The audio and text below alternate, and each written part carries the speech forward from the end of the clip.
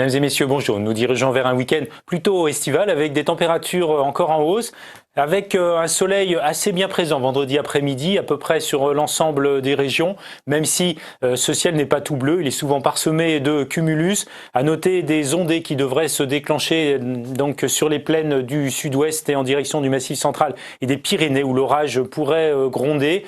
L'orage est également, comme les jours précédents, d'actualité sur le sud du massif alpin et puis quelques averses devraient se répandre également en direction de la vallée de l'Ain ou du Jura.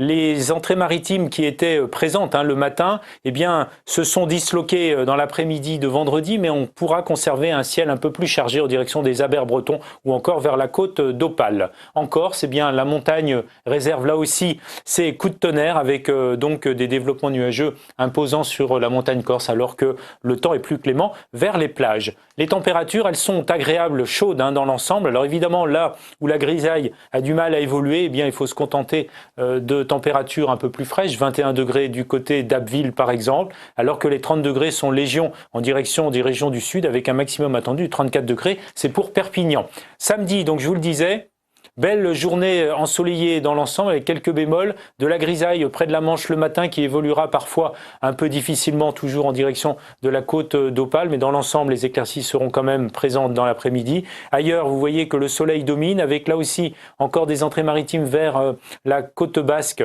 et le Gers qui évolue vers un ciel plus variable dans l'après-midi.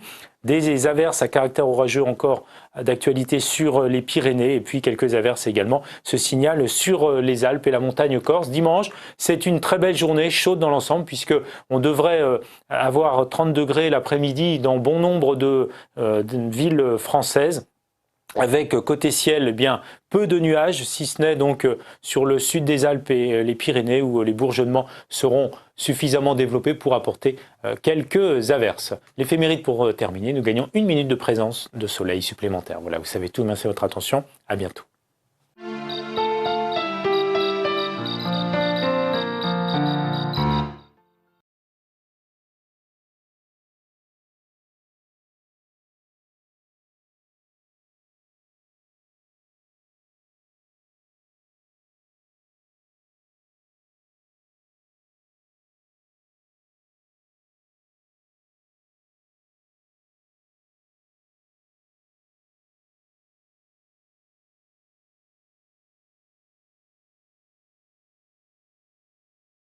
Avant, il y avait la radio que pour les grands.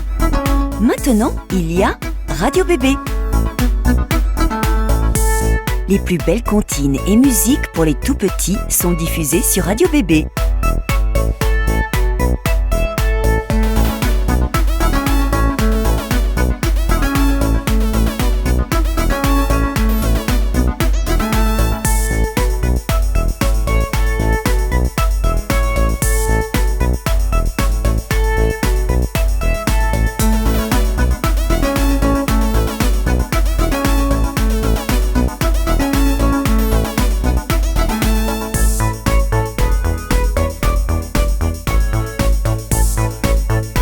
Pour écouter Radio Bébé dans le monde entier, www.radiobébé.fr ou www.radiobébé.com.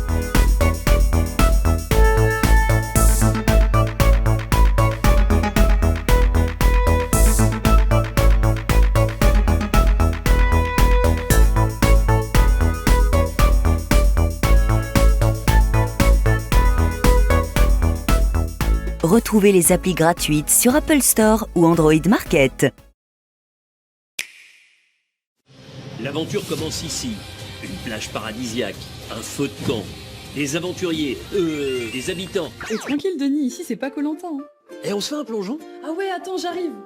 Et moi perso je fais une bombe. De ouf, je te suis. Waouh, la prise! Un requin! T'as vu, il est énorme. L'aventure se vit aussi en mode relax dans Animal Crossing New Horizons, exclusivement sur Nintendo Switch. Et ma sentence est irrévocable. La nouvelle télévision va vous faire craquer. Une qualité haute définition. Où que vous soyez, soyez connectés.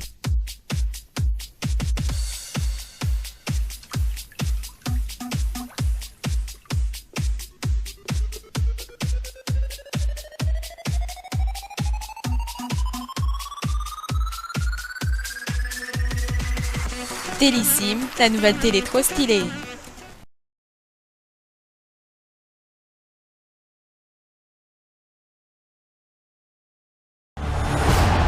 Vendredi prochain, coup d'envoi de l'Euro 2020 sur TF1. Dès 20h35, cérémonie d'ouverture en direct de Rome. Suivi du premier match de la compétition, Turquie-Italie. Solide et efficace, les Turcs rêvent d'une belle épopée. Emmenés par Roberto Mancini, les Italiens nourrissent de grandes ambitions. Un duel prometteur entre deux équipes en plein renouveau. Dès 22h55, le MAC de l'Euro. Débrief, analyse, moment fort, rien ne vous échappera. On l'a tant attendu, l'Euro 2020 commence enfin, vendredi prochain, dès 20h35, en direct sur TF1.